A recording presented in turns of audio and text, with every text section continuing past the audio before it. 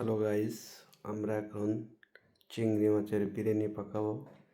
এই চিংড়ি মাছ, টমেটো, পেঁয়াজ, কাঁচামরিচ।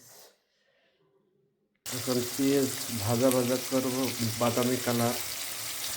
তারপরে মশলা দেব, চিংড়ি মাছ দেব, তারপরে বিরিয়ানি পাকাবো ইনশাল্লাহ আপনাদের দোয়ায়। পানি দিয়ে মিক্স করে নিয়েছি। পরে পেঁয়াজ বাদামি কালার হলে তারপরে এটা ভিতরে দিয়ে তারপর মাছ দিয়ে এখন বাদামি কালার হয়ে গেছে। এখন মশলা দিব।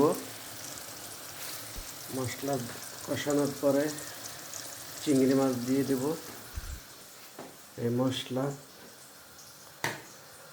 মশলাটা দিয়ে দেবো। এখন দেখেন এর পরে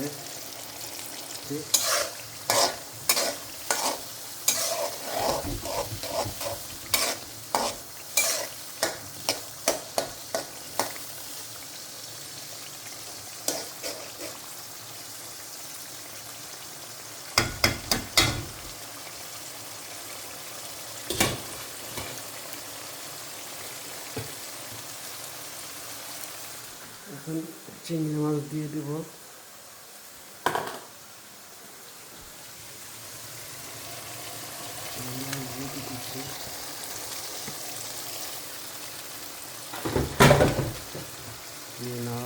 নাড়া দেওয়ার পর এখন ঢেকে দিব। হয়ে গেছে তরকারি, এখন নামাই ফেলবো। তারপরে শুরু করবো বিরিয়ানি পাকানো হয়ে গেছে।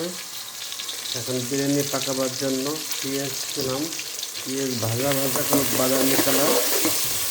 বাদামি কালার করে হালকা মশলা দেব। তারপর চাল দেব। তারপরে বিরিয়ানিটা সুন্দর করে দেখি আল্লাহ এমন পাকাতে দেয়।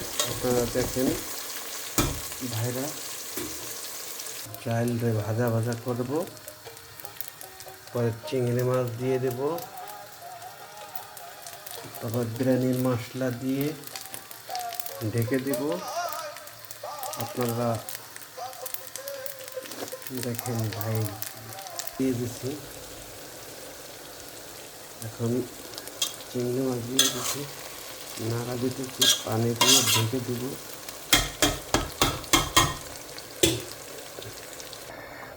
পানি দিয়ে চাল দিয়ে মশলা দিয়ে সব কিছু কমপ্লিট। এখন ঢেকে দেব। ঢেকে দিয়ে বাচ্চা বলক এলে পরে তারপরে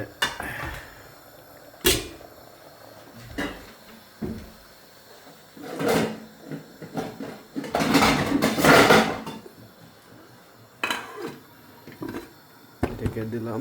বলক এলে